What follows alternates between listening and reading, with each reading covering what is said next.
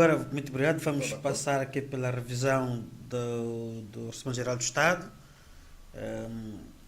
Previa-se desde o início da Covid que isso viria a quebrar para acontecer. Sabemos nós que 60% das receitas tributárias são provenientes do petróleo e 90% das nossas exportações também são de petróleo, né? A Covid fez com que o preço do petróleo, que já vinha em queda, baixasse mais. E como nós já falamos, né? Temos essa nossa doença de dependência do petróleo, então o governo fez essa revisão do Orçamento Geral do Estado, prevendo o preço do petróleo a 33 dólares. Começava aqui por Sérgio. Exato. Portanto, sexta-feira o governo apresentou o Orçamento de Estado revisto, vai ser discutido na Assembleia e, portanto, traz aqui algumas novidades. Dentre eles, quer dizer, haverá aqui uma redução significativa de cerca de 14%, não é? Isto na ordem, isto prefaz um montante global de 13 bilhões, não é? Que será os 13 trilhões neste caso, não é? O que é que eu queria destacar aqui? Eu queria destacar aquilo que são as regras da execução do OGE. Portanto, é uma preocupação tanto da senhora Ministra das Finanças, tal como da senhora Secretária de Estado, que nesta semana deram muita ênfase neste tema, em que eles pediam aos gestores públicos uma maior transparência, uma maior fiscalização. No fundo, é uma gestão parcimoniosa, não é? Para que os gestores públicos passem a fazer mais com menos. Essa é que é a principal mensagem que a senhora Ministra e a senhora Secretária de Estado fizeram passar esta semana para deixaram em jeito de recado aos nossos gestores públicos. Mais coisas. Vamos lá ver. Para já eu queria também ouvir aqui a opinião dos restantes painelistas. Hoje, essas coisas de economia a mim me fazem um pouco de confusão, mas... Sim, mas a gente lê os documentos. Primeiro, dizer que nós temos uma moratória com a China, né? Quer dizer, moratória com a China, a nossa dívida com a China, não é? Penso que vocês entendem. Não sabemos quanto é que é. Não sabemos quanto é que é. Primeira coisa, primeiro não sabemos quanto é que estamos a dever à China, né? Quanto é que devemos, não sabemos isso. Mas temos essa moratória e isso pode aliviar um bocadinho as nossas contas públicas. Claro. Mas o Sérgio toca aqui num ponto que é o ponto-chave. Um dos nossos problemas do Orçamento Geral do Estado é a aplicação. É a aplicação do orçamento. É a lisura na aplicação da verba pública, ou seja, não tem havido transparência. E aqui o Sérgio, por acaso, eu também tenho muito conversado com ele sobre essa matéria. Nós temos a Inspeção Geral do Estado. Temos várias instituições de inspeção, inclusive todas as províncias têm, naturalmente, uma direção onde tem alguém que trabalha na inspeção. Como é que não se consegue ter clareza com relação à execução do orçamento? Como é que nós continuamos, por exemplo, a ter, e aqui vou trazer um problema que o David não me pergunta, mas eu vou trazer.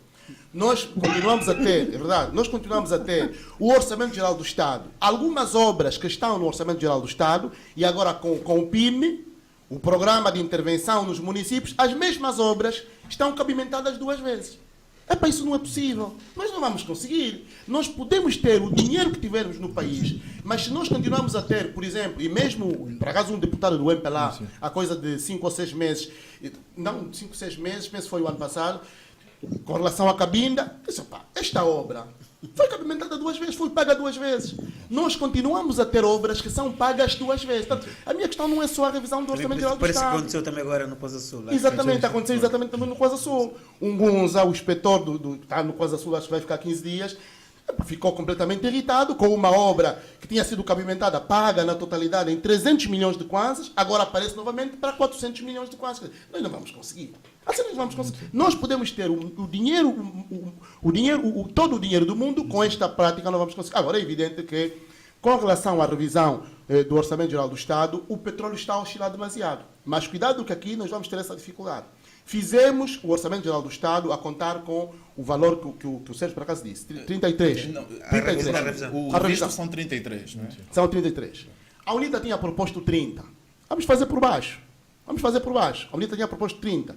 E penso que é sempre, quando a oposição propõe coisas, muitas vezes o partido do poder não aceita esta questão das propostas da oposição. Mas o meu grande problema, e aqui vou fechar, vai muito incisivamente sobre a questão da dívida. Era preciso nós termos uma auditoria. Tem que haver uma auditoria. Como, por exemplo, se faz em Portugal, e o Francisco está ali em Portugal, e nós acompanhamos muito a SIC e outras televisões. Tem que haver auditoria. Os nossos dirigentes têm que ir ao Parlamento e dizer como é que estão a usar o dinheiro público. Só para complementar, antes de tu fechares, ontem o Rosado esteve a falar O Carlos Rosado, do Fundo exatamente. Soberano, né? Não há contas de 2016, não sabemos a que contas é que anda o nosso Fundo Soberano, né? Que, dizer o Rosado, apesar do Presidente João Lourenço ter construído essa narrativa da transparência, mas naquilo que é, por exemplo, esse caso em concreto, também não há transparência, não sabemos nada. Pois, mas este é o grande problema, David. Ou seja, nós não sabemos como é que o dinheiro público é gasto. Ou seja, depois aqui é responsabilidade do Presidente da República abrir um bocadinho. É evidente que ele, pronto, há aqui separação de poderes, não é? E o partido maioritário também está maioritário no Parlamento, porque muitas vezes as propostas que são feitas não são aceitas, mas nós temos que auditar as nossas contas públicas. Nós não vamos conseguir. A Vera Daves, por acaso, tem muito boas intenções, é uma ministra que tem muito boas intenções, mas faz parte do birô político. É preciso perceber isso. Faz parte do birô político. O que é que isso quer dizer? Isso quer dizer muita coisa. Isso quer dizer muita Por coisa. exemplo. Isso quer dizer muita coisa. Por exemplo, ela tem que seguir aquilo que é determinado no birô político. Aí é onde está a grande negatividade. Nós, tanto com relação ao orçamento, eu diria isto, naturalmente, com os números, não vou entrar muito nos números, porque tem aqui economistas, que naturalmente muito melhor do que eu, dirão aquilo que é a sua justiça. Agora, é preciso nós... Vai só errar. Sim, vou só errar, Pagatolo, vou só errar. Não, mas Pagatolo, é preciso que nós auditemos as nossas contas públicas. Há essa necessidade. Por quê? E depois aqui vou fechar com isto. Nós estamos mais ou menos como um casal, não é? Onde os nossos pais africanos não prestam conta às suas mulheres. Isto está errado. Está errado, quer dizer, o governo gasta o dinheiro como lhe apetece e não presta contas a ninguém. Não pode ser assim, não pode ser assim. Tem que haver auditoria às nossas contas públicas. Francisco, por favor, o seu comentário. David, esse problema é eterno, existe em todos os países. Claro que o que nós estávamos a ouvir há pouco mas em Portugal não é assim, ó Francisco. Portugal não é assim, desculpa. Em Portugal não é assim. Aí é auditoria, Francisco. Mas vejam, não é assim, isto é, critica-se mais. Porque se nós formos ver, em Portugal também não há acesso aos contratos todos da venda do novo banco. Também há cláusulas secretas. Eu não acho aceitável em democracia haver a venda de um banco público no qual os contribuintes estão a meter dinheiro e as cláusulas serem secretas. Sim, mas Eu o não que está a sei dizer, o que é cláusula secreta Chico, pelo dinheiro. mas está a dizer que é que em Portugal a questão do banco foi, por exemplo, o Parlamento, uma comissão para analisar e investigar cá o BESA não foi, o BESA lá não foi. Não houve comissão nenhuma, não houve nada, né? Não, porque é preciso que Angola continue a existir. Isso pode ser caso de um terremoto muito grande. Mas não, agora fora de brincadeiras. Claro que está, que isso tem a ver com a saúde do regime e da democracia. Não é aceitável. Depois, veja, nós todos padecemos do mesmo mal, não é?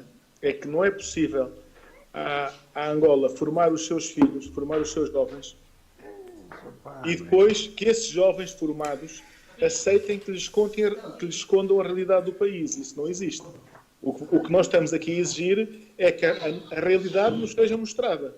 Que tenhamos acesso às contas, tenhamos acesso aos negócios públicos, saber porque que uma obra foi cabimentada 2 vezes, se foi cabimentada 2 vezes, porque que não foi cabimentada do outro lado, onde é que está o dinheiro foi transferido ou não foi transferido para o governo ou para a administração, se foi transferido e não foi usado, devolve ao Tesouro. Tudo isso tem que ser transparente. Porquê? Porque é a utilização de recursos públicos. No estado de desenvolvimento, com o estado de gestão, e mesmo sendo Angola, voltando àquilo que eu dizia há pouco, um país com os problemas que tem e que nós conhecemos, Não é possível formar os seus filhos e depois pedir aos seus filhos que estejam cegos e não vejam. Não é? O que nós estávamos aqui é só pedir que se mostre. Agora, há uma coisa importante nesta coisa da revisão do Orçamento Geral do Estado, do que está a acontecer, né, dos cortes, esse corte na segurança social. Angola é um país que já tem pouca segurança social, já tem pouco apoio aos mais desfavorecidos. Quando se corta da maneira que se cortou, e eu aqui estou a entrar em seara alheia, não é? Estou aqui a discutir com o David Boi e com o Pacatolo, que são das pessoas que mais sabem da pobreza, da realidade concreta da pobreza angolana, como ela é. Eu, em dezembro, estive em Benguela, num projeto de um primo meu padre, o Padre Abel dos Santos. O Padre Abel, é do Lubito. O Padre Abel é meu primo. É do Lubito. Não é nada do Lubito, é de Benguela. É da Canata, pá. É da Canata. O Padre Abel é da Canata. Canata é Lubito. Olha onde nasceu João Lourenço. Tá vendo? Exatamente. Por acaso. E fui ver na periferia de Benguela. Não estamos a falar dos moceques de Luanda, que estão à vista de todos e que toda a gente escuta. Estamos a falar da periferia de Benguela esquecida, da vida, do sítio onde saiu Matias Damasio, por exemplo. Eu falei com o Matias sobre isso, sobre como vive aquela gente. Se calhar eu convido-vos já a todos, da próxima vez que eu for à Terra, irmos até lá ver aquele projeto. Vocês estudaram a realidade da pobreza em Angola. Ver aquilo são crianças que vivem a 10 km de Benguela e nunca foram a Benguela. É tudo muito distante. Falar de saneamento básico ali não existe. Portanto, cortar na segurança social, num contexto nacional onde aquilo existe, e não existe só em Benguela, eu tomei Benguela como exemplo, mas vocês sabem muito melhor que eu que existe em muito lado de Angola, cortar na segurança social, estamos a cortar nos apoios mínimos para gente que já não tem quase nada. Portanto, a pobreza em Angola, se vocês sabem melhor que eu, que já é muita, vai aumentar. A falta de venda ou de preço de petróleo prejudica o país. A falta de alternativas, pior ainda. A falta de apostas concretas num modelo de substituição das importações. Eu nem sonho já com substituição de exportações. Substituição de importações. Eu lembro-me de ir ao Ambo, David, e comprar e ver no supermercado meio quilo de cenouras, $10, importadas da África do Sul. Angola tem que importar cenoura, não acredito. Tem que importar batata, não acredito. Portanto, havia um caminho a fazer que não foi feito. E se calhar nós temos que esquecer alguns preconceitos ideológicos destes novos tempos de liberalismo e voltar a algum desenvolvimento comunitário. Voltar à origem das coisas. Porque o Estado não tem recursos para apoiar os mais pobres. É preciso que as comunidades se organizem para produzir e transformar a criação de riqueza em Angola. Porque estes cortes, como o Orçamento Geral do Estado angolano está a sofrer, e durante muitos anos Angola vai viver assim, eu não acredito que haja um milagre ou uma nova explosão do preço do petróleo ou um novo aumento da produção que nos faça não precisar disto. Nós temos, de certo modo, de voltar às origens. Isso exige muito trabalho da população, do poder local, das administrações municipais.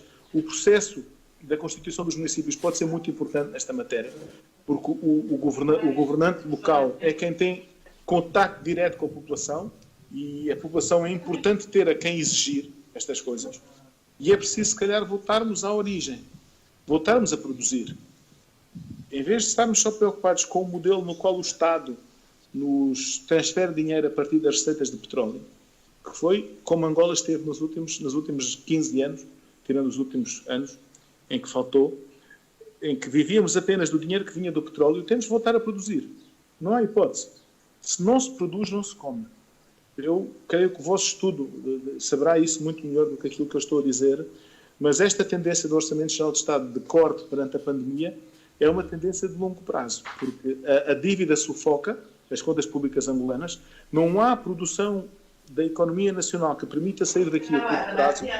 Portanto, nós temos que fazer por nós próprios. Não quero prolongar mais no tempo, estou a tirar o tempo de toda a gente. Está bem. Não, só vou dizer ao Carlos para pôr uma ordem aí no seu backstage.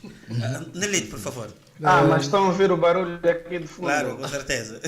Pronto, eu acho que o o tema do orçamento Tá é aqui bem, um tema, vamos já recuperar. é um tema aqui um bocado sensível, mas é um tema importante de se tocar. Porque primeiro nós temos que partir aqui de uma base que é um orçamento geral do Estado, a proposta é uma previsão, né? É uma previsão feita com base naquilo que é a expectativa da arrecadação de receitas por parte do Estado para dar resposta àquilo que são os investimentos necessários.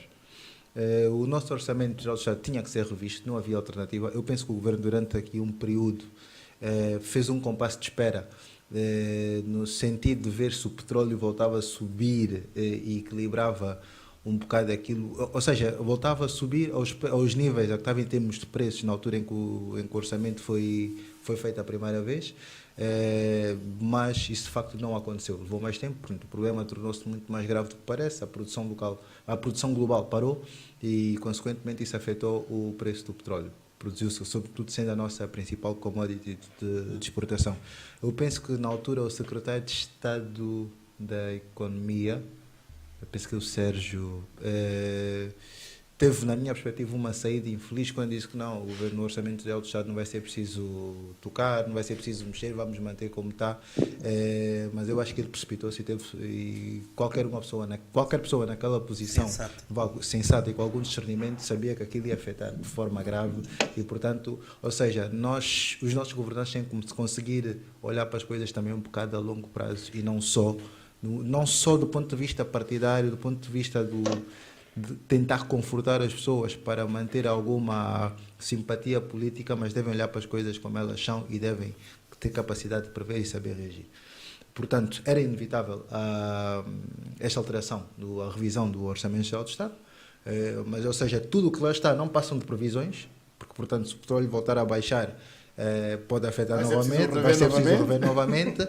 Se as empresas continuarem a falir, ou seja, as fontes de arrecadação de receitas, como que o Estado conta para a execução do orçamento, se as empresas falirem, por exemplo, vai afetar novamente. Portanto, estamos a falar aqui de previsões, né? Uma das coisas que subir já tem umas quebra. é verdade. Mas e depois temos aqui mais outras questões como que se pode salientar daquilo que é o orçamento. Em princípio, daquilo que foi proposto algumas áreas fundamentais, sobretudo na área da saúde. Penso que na área da educação também não se fizeram cortes, muito pelo contrário, fizeram-se alguns incrementos aqui fruto da circunstância, que é um ponto, vamos considerar positivo, ou pelo menos sensato, não mexer, mas a situação atual obrigava a que isso acontecesse. Um outro ponto importante também dentro do Orçamento Geral do Estado, e não só para a própria consolidação das contas públicas, é a diminuição da despesa pública. Portanto, essa diminuição da despesa pública passa, sim, por minimizar aquilo que são os custos com as pessoas nas instituições públicas, portanto, uma maior eficiência daquilo que são as instituições, otimização do sistema. Só que nós assistimos cá a um fenómeno muito engraçado, que é tira-se uma equipa de ministros e diretores, mas depois cria-se uma comissão para substituir isso e nós depois ficamos sem saber se o número de pessoas que vai para a comissão é igual ou superior àquelas pessoas que perderam aqueles cargos, que para mim faz-me um bocado de confusão, porque não se consegue perceber ao certo, porque num dia houve aqui a extinção no Ministério, ou fez aqui uma fusão de alguns institutos, mas depois há uma comissão que é para acompanhar, não sei o quê, muitas vezes, ou seja, nós ficamos sem saber se houve verdadeiramente uma redução. Portanto, o tema da centralização tem que passar por maior responsabilização a quem tem que executar as coisas, e não, porque repara, nós cada vez que extinguimos uma determinada área, depois criamos uma comissão, há aqui duas formas de ver, e uma delas pode dar a ideia de que não se confia ao certo na pessoa a quem é delegada aquela função. Portanto, é um sinal de que do lado do próprio executivo há também alguma desconfiança nas pessoas que são responsabilizadas por executar determinadas funções. Portanto, eu acho que esta diminuição daquilo que é a estrutura pública e que vai depois culminar na despesa pública, tem que ser feita passando um sinal também, ou o governo tem que procurar, o Executivo, passar um sinal de responsabilização a quem executa aquilo, para nós podermos saber o responsável por aquele determinado trabalho, para aquela determinada obra, por aquela determinada estratégia, é aquele ministério, é aquele ministro, é aquela equipa. Portanto, isso também exigir que ele tenha aqui alguma responsabilidade e, de facto, a capacidade ou não de entrega daquilo que lhe é pedido. Uma outra questão também que venho a salientar aqui no orçamento, dentro da previsão, como um colega tocou aqui do painel há pouco tempo neste tema, é a questão da renegociação da dívida com a China, que em princípio acontecerá, havendo aqui uma moratória pagamento da dívida, portanto, 3 anos, né? há 3 anos. Eu acho que é assim, já há alguns anos, do ponto de vista, muitos economistas o que é que defendem? A renegociação de uma dívida é um sinal de default. Portanto, é o país assumir que não tem capacidade para pagar aquela dívida. Portanto, e do ponto de vista teórico, o maior receio que os países têm, do ponto de vista daquilo que são, é assumir default. Portanto, nós estamos aqui a arranjar uma forma bonita de dizer que Angola entrou em default e não tem capacidade de pagar a dívida. Está a renegociar. O que eu acho que faz sentido. Portanto, nós vivemos numa realidade um bocado atípica, porque não existe, na minha perspectiva, qualquer outra alternativa que não passe por renegociar a dívida. Angola precisa de assumir de forma honesta o problema grave financeiro que está. Não há dinheiro para pagar a dívida, há o default. Então, a partir daí nós vamos partir de uma base realista para então percebermos aquilo que é preciso fazer, porque nós andamos a maquiar isto durante muito tempo. Nelito, desculpa lhe cortar, se for só um bocadinho mesmo. Né? Essa questão de nós, agora, termos essa moratória com a China, requer da nossa parte, e aqui é onde está de facto o grande problema, Sim. requer da nossa parte mais atenção com relação à maneira como nós gastamos o dinheiro. Exatamente. Senão é muito complicado, quer dizer, se não ficamos aqui, não vamos pagar a dívida, mas afinal temos algum dinheiro para fazer farra. Não pode. Não, exatamente. Isso não pode Agora eu ser. acho que exatamente isto Isso é estás uma a das dizer que é. contrapartidas, Sim, quer que é. dizer. Quando há moratória, quando há aqui esta questão, e isto nós temos que olhar duas perspectivas. Na perspectiva da moratória é, se o chinês perdoa não, retarda o pagamento da dívida, tem que haver um compromisso de, durante essa fase, fazer-se de facto uma gestão destes recursos de forma mais responsável, mais equitativa, e esta mesma gestão devia ser feita também, e que se chama agora a questão, devia ser feita na altura em que se contraiu o empréstimo. Porque nós também não podemos cair agora aqui na ideia de que fomos aldrabados pelos chineses. Não, porque quem gastou dinheiro fomos nós. Portanto, o chinês emprestou a União Europeia e os outros países com o qual Angola se endividou, puseram o dinheiro na mão de Angola. Em último caso, a responsabilidade da gestão daquele dinheiro era uma responsabilidade de Angola. Portanto, por mais que se diga, os jardins que nós usamos, a obra chinesa dura pouco. Não, o chinês pôs o dinheiro na mão dos angolanos, emprestou o dinheiro. Portanto, e aquilo que está a acontecer é reflexo da gestão que nós fizemos do dinheiro. Pede-se agora a gestão, e este é um dos grandes temas que leva, em alguns países, a haver aqui uma reticência, algumas reticências em relação à questão das moratórias, sobretudo no caso da dívida de Angola, é sobretudo porque existe aqui o histórico da forma como se estourou o dinheiro, né? Portanto, nós contraímos dívida para fazer investimentos de longo prazo, como investimento em infraestruturas. E as estradas não duraram 10 anos. E os hospitais, alguns deles não apareceram. Ou até os investimentos foram feitos, mas só que não na qualidade que se pressupunha. Portanto, isso é uma responsabilidade nossa para agora e para o futuro. Agora, eu penso que no caso da equipe económica, sobretudo da Ministra das Finanças, está a fazer o seu papel, mas ela também está num papel muito difícil. Primeiro, é o que tu disseste, a Ministra das Finanças faz parte do Biro Político. E, portanto, aquilo, por melhor que sejam as suas intenções, mas é uma pessoa que vai ser fortemente condicionada pela opinião política. Há um peso político muito grande pelo Biro Político. Uma coisa é aquilo que ela quer executar, outra coisa são as medidas que podem afetar diretamente a popularidade do partido. Se nós estamos a falar de um partido que quer ganhar eleições, o que acontece, e não só cá, mas em muitos sítios, há medidas que podem ser medidas do ponto de vista mais práticos, mas também depois outras medidas são medidas populistas, que infelizmente todas as medidas, para nós alterarmos esse contexto de Angola, todos nós aqui estamos cientes que não podem ser medidas populistas, portanto tem que se acordar para a realidade. Agora é preciso perceber até que ponto é que, quer do ponto de vista da execução do orçamento, quer do ponto de vista da execução das medidas, e este controle é feito sabendo que ele pode de facto afetar aqui aquilo que são as decisões ou as pretensões políticas, neste caso do Estado, né? Mas vamos analisar. Carlos, antes de passar a ti para fecharmos esse tópico, eu ia introduzir-te a tua conversa com uma parte de um texto do professor Alves da Rocha sobre a análise da nossa situação financeira. O professor diz, só para não perder muito tempo, vou ver uma frase apenas.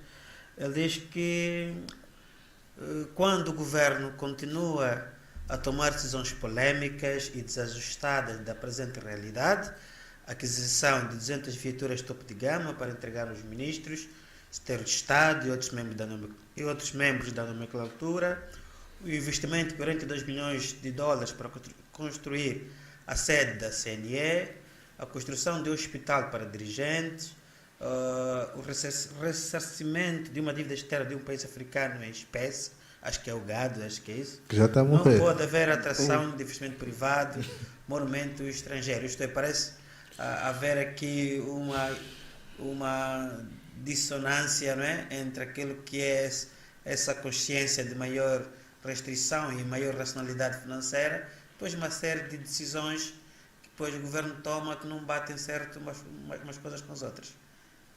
Podes avançar. Sim. Eu acho que o professor Alves da Rocha está bastante bem na apreciação que faz. Aliás, qualquer um de nós que gosta de números e tem alguma paixão por números, que não é o caso do Páximos, fica, de certa forma, perplexo, né? Atônito. Vamos falar português bonito. O Juca não está aí, mas deve estar a ouvir. Fica, de certa forma, atônito quando o discurso oficial está centrado numa direção, nova era, nova época, mais rigor nas contas públicas, mais rigor na gestão pública e tudo mais. E de repente você vê na televisão e ouve que o presidente assinou um decreto a autorizar X milhões de kwanza para construir sede da CNE. E a gente pergunta, né?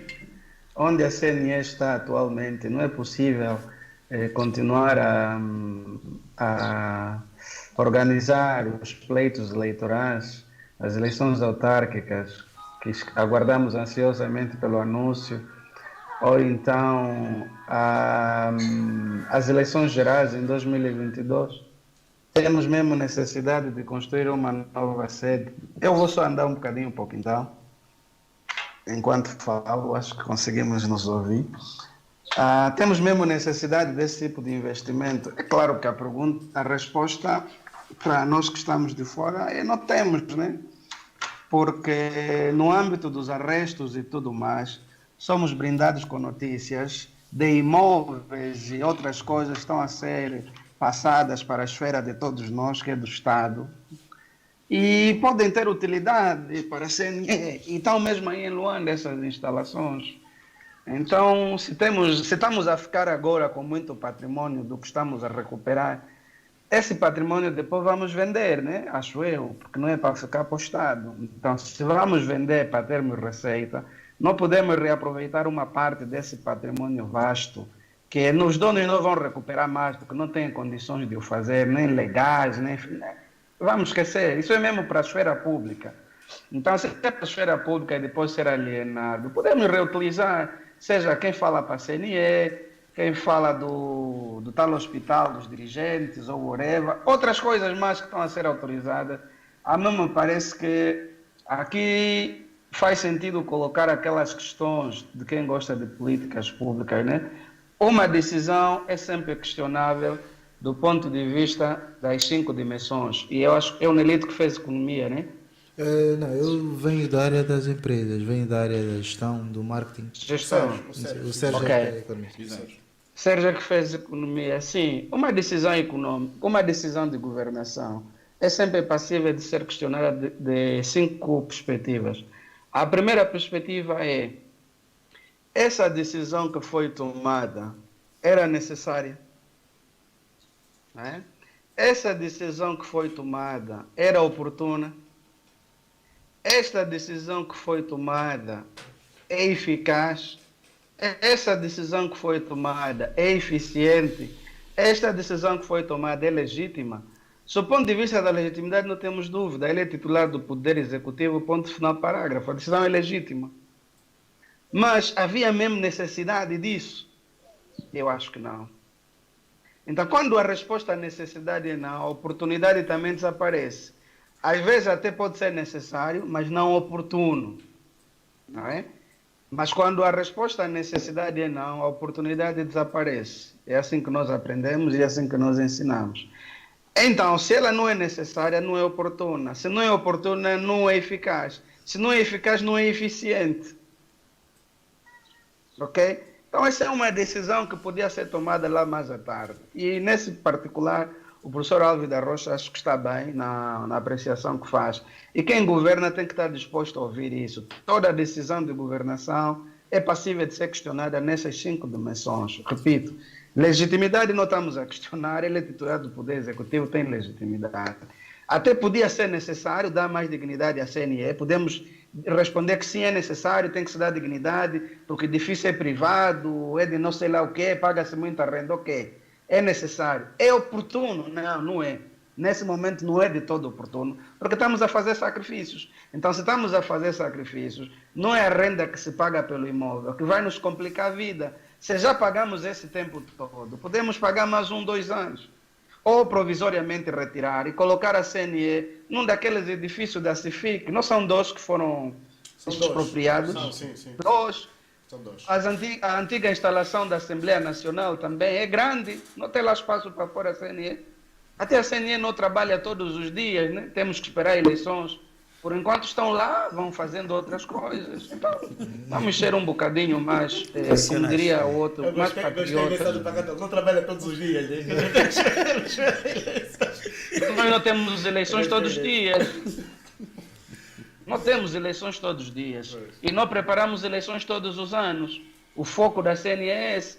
Há outras experiências de outros países em que os membros independentes da CNE não são funcionários a tempo integral. Há vários modelos. Não são funcionários a tempo integral.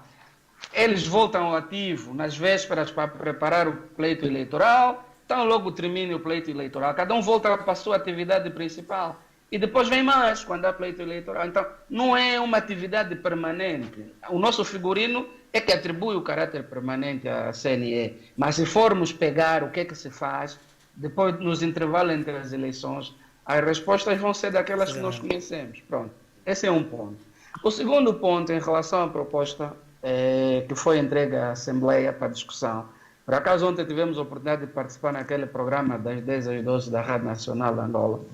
E o nosso ponto mantém-se. A nossa preocupação é proteger o emprego dos angolanos e proteger o poder de compra dos angolanos. Se a inflação já está a roubar o poder de compra dos angolanos, a situação crítica da nossa economia, que vai no 5º ano de recessão, está a roubar os empregos. Recessão, a economia não está a crescer. Ou outros mais simpáticos dizem, está a crescer para trás, né? Está a crescer negativamente. Se a economia está a crescer negativamente, é claro que os postos de emprego estão a desaparecer. Então, são mais famílias que estão a ser empurradas para a situação de mendicidade. Então, se as famílias estão a ser empurradas para a situação de mendicidade, se a nossa segurança social tivesse robusta, é a segurança social que estava a pagar subsídios de desemprego, é a segurança social que estava a pagar subsídios de inserção social, rendimento de inserção social, chamemos outros nomes bonitos, mas estava a dar transferência de rendimento para as famílias e evitar que as famílias vivam na situação que nós conhecemos.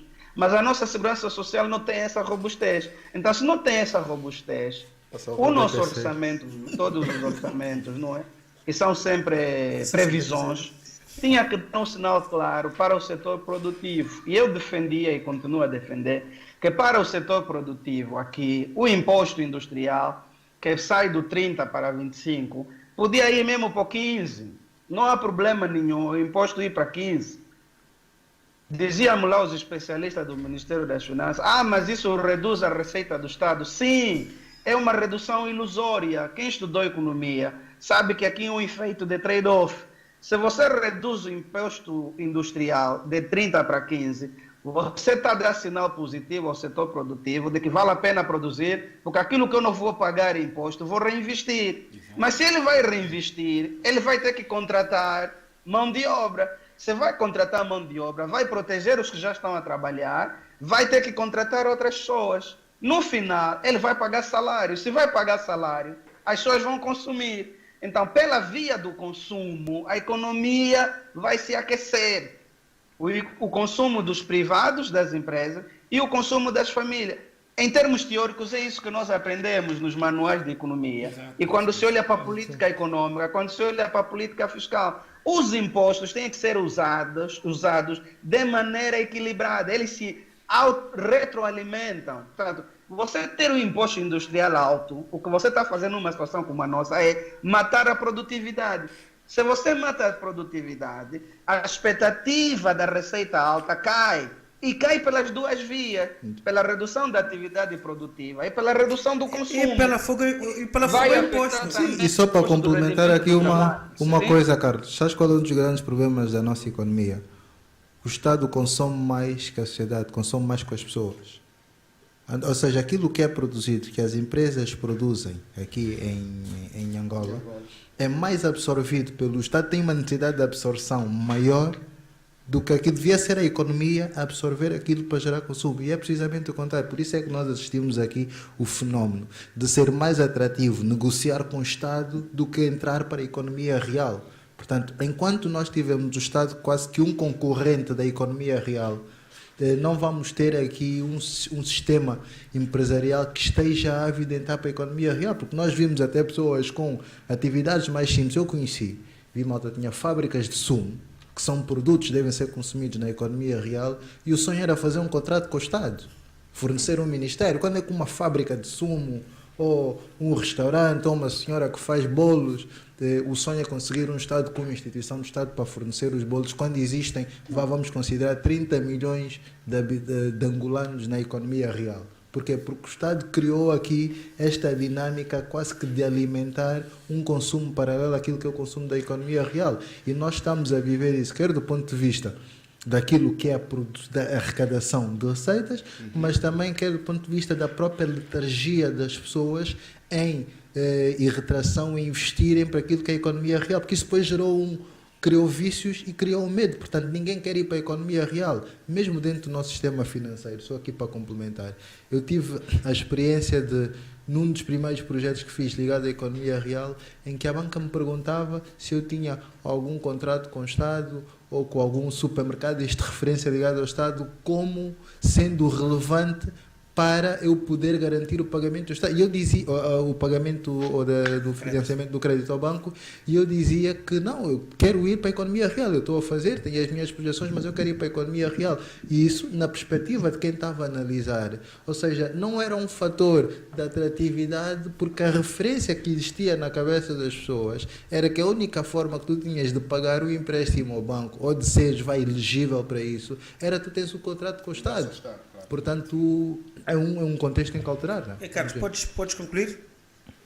Sim, para concluir, então eu dizia que era bom que essa revisão tivesse a preocupação do curto prazo. No curto prazo, estamos a perder postos de emprego, estamos a perder poder de compra. O que esse orçamento revisto faz para resolver esses dois problemas? Inflação e desemprego. No lado da promoção do emprego, a minha proposta, já que agora vai entrar para a discussão em sede do Parlamento, é baixar ainda mais o imposto industrial. Se chegar até 15%, não haverá problema com o Estado por causa disso. Vai proteger o emprego, vai dar sinal positivo ao setor produtivo. A segurança social, numa situação como essa, já vimos que não nos acode. E os que estão no setor privado que falem.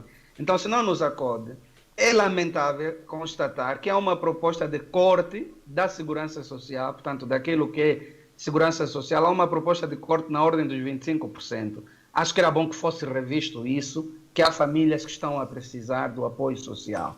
Uma outra nota tem a ver com a leitura territorial do orçamento. Quando vamos olhar para a distribuição do orçamento ao nível das 18 províncias do país, salta-nos à vista que não se obedece os dados do censo que distribuem a população pelo país, porque os valores não estão proporcionais com a densidade populacional das províncias. Segundo, nós fizemos sair o relatório sobre a situação da pobreza, que nos próximos dias, então, vamos divulgar o relatório maior. Nós, estamos a dizer, nós, Ouvilongo, aqui, parceiro do Afrobarômetro. Mas o INE também fez sair o relatório sobre a pobreza, uma semana depois do nosso. Então, se há dados sobre a pobreza do Instituto Nacional de Estatística, nós também apresentamos. Por que a distribuição territorial do orçamento não reflete a severidade da pobreza? Por exemplo, os dados indicam que no Mochico e na Lunda Sul, onde a pobreza extrema é mais aguda. Mas você vai ver nos cortes, Mochico tem mais cortes que, por exemplo, o Bengo.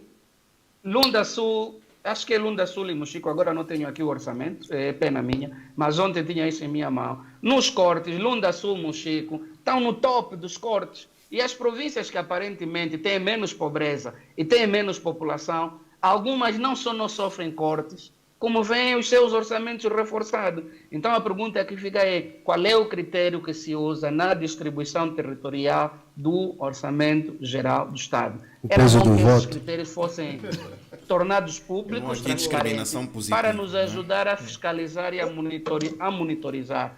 No diálogo com os compatriotas que são do Ministério das Finanças, onde essas perguntas não ficaram respondidas. Então, se não ficaram respondidas, em finanças públicas, nós falamos que são critérios discricionários. É péssimo usar critérios discricionários para distribuir envelopes de recursos pelas províncias. É péssimo. Tem que haver aqui critérios objetivos quando existem dados objetivos. Então, são essas minhas preocupações em relação ao orçamento. A ultimíssima nota tem a ver com o peso da dívida no orçamento. E aqui o nosso apelo, esse já para o Executivo, é que haja um cuidado especial com a dívida pública interna. É preciso andarmos rápido no pagamento da dívida pública interna para aliviar a tesouraria do setor privado. Porque se demorarmos muito a pagar a dívida pública interna que o governo tem com o setor público-privado, estamos a ajudar a matar o setor privado, aliás, estamos a ajudar a matar o setor privado da economia. E ajudar a matar o setor privado da economia é aumentar o desemprego e aumentar a indigência das famílias angolanas. Ok, sendo certo que... David. Sim? David, deixa-me só dizer uma coisa, que eu tenho que sair, tenho que conduzir para ir para Lisboa, que eu estou fora. Tá bem. Mas, se me permitiste, queria fazer uma nota sobre aquilo que o Carlos disse. Dizer o seguinte, eu sou governante de coisa pública. Tomei posse e a minha Câmara Municipal, com dinheiro na conta, demorava 41 dias em média a pagar. Com dinheiro na conta, os titulares de cargo que lá estavam antes, demoravam 41 dias a pagar. No ano que eu tomei posse, fiz o último trimestre, passámos de 41 dias para 32, em 2017. Em 2018, passamos de 32 para 6. E em 2019, de 6 para 3. E aquilo que o Carlos disse é uma coisa muito importante. Nenhum Estado pode ter um setor privado que funciona se não paga horas. Podemos até saber das dificuldades que o Estado, por vezes, pode ter de recursos, mas se o Estado cabimenta uma verba para um determinado projeto, faz o concurso ou o procedimento como for, adjudica. O trabalho é feito. Há recurso na tesouraria. Não paga porquê?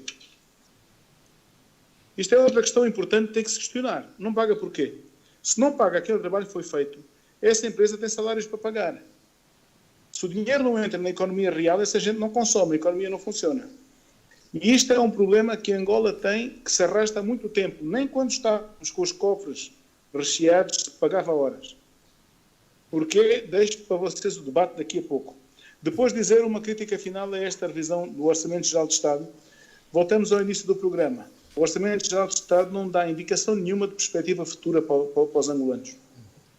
Estamos apenas a gerir a pressão do cotidiano. Quem estiver em desacordo comigo, por favor, digo que eu vou espreitar o vídeo mais tarde. Mas não há perspectiva nenhuma. Não se está a oferecer perspectiva nenhuma de longo prazo aos angolanos, que é a coisa mais importante que um Orçamento de Estado, que um instrumento de governação pode dar. Saber para onde é que vamos. Agora, meus queridos amigos, tenho que ir para Lisboa, tenho ali a mulher já a queixar-se. Espero, se puderem, ainda ligo o vídeo, se chegar a horas. Se não, vejo-vos mais tarde e até para a semana. Um abraço a todos. Até já. Um abraço. Obrigado. Francisco.